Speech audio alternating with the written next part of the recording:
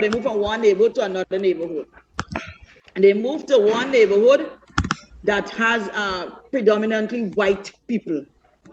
And so they were faced with racial discrimination. And that area was divided, even though in Chicago they had this racial thing going on. They had a racial tension. Racism didn't divide them as a people. But when they moved to this white neighborhood, they were divided. All right? They were divided. And I'm sure that you would have known of a lot of stories that happened in the past where you have the black couldn't go in on the white bus, the white couldn't go on different thing, right? So Ansbury's father was had a legal battle. He was engaged in a legal battle against the restrictive content that attempt to prohibit persons for families from buying homes in the areas, in white areas. So there was this whole thing or this restriction that if you're black, you're not entitled to buy no place in a white neighborhood. And if you would have read the play, you would have seen what happened with Mama, where Mama went and purchased her house. The house, it was in a white neighborhood, and then you have the things happening where the person came back and offered her twice of the money for her to sell the house. Have you reached that far in the play? No? No. No, right, but as you advance in the play, you will see. But I've already planned a cover-to-cover test or a quiz on this play. And so just after class, that's why I want to wrap up this thing quickly so we can give you, and so I can mark it in the time. All right. So they won the case against, hold on. Yes. They won the case.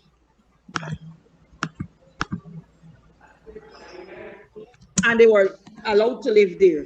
But Ansbury said the neighborhood or experience in that neighborhood, it was hellish, hostile. It was a hellish and hostile white neighborhood. So even though the father won the case, the restriction against black buying property in the white area, they won the case, but then they were living there and they went through hell. And so that later inspired her to write the play or famous word, A Raisin in the Sun. There was also a Jim Crow law preventing they have this toilet facility set up with whites and colored. Then you have various schools where the whites only and the colored, and you have supermarket where the whites go and the colored and so on. And so in the Raisin in the Sun, she uses the younger family to highlight issues that were being faced in the 1950s by colored people. And so all those things were played out in the play. And so you have to read in order for you to get a comprehensive understanding of the play.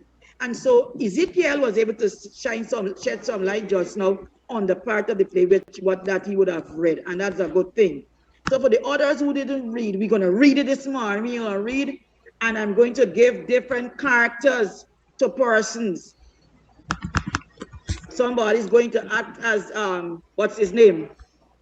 Lano, you remember any of the character? Well, there's Walter. There's Travis. Mama. There's Mama.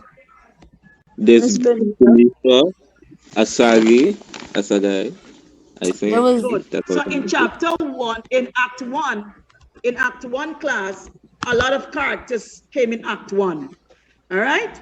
So can somebody let me make available the screen share that any multiple persons can share. So somebody please pull up the play. so we can have any question before we move on to reading the play? Because that's the only way we can get. Yes, miss. How Okay. far are we going into the play? To the end. For today? For today?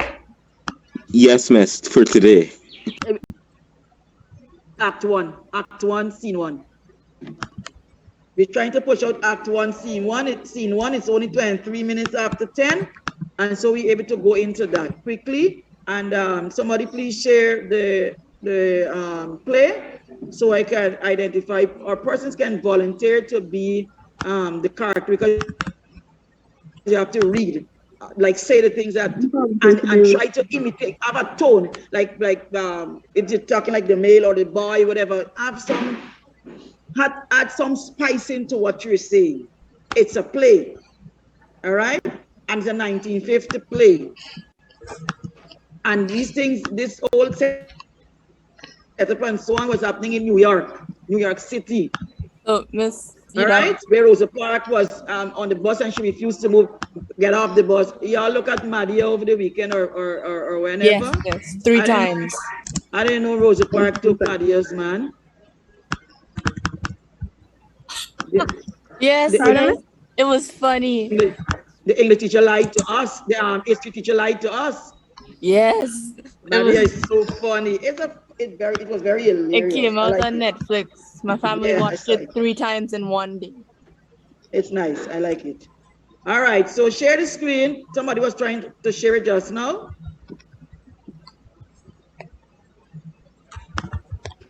Change that.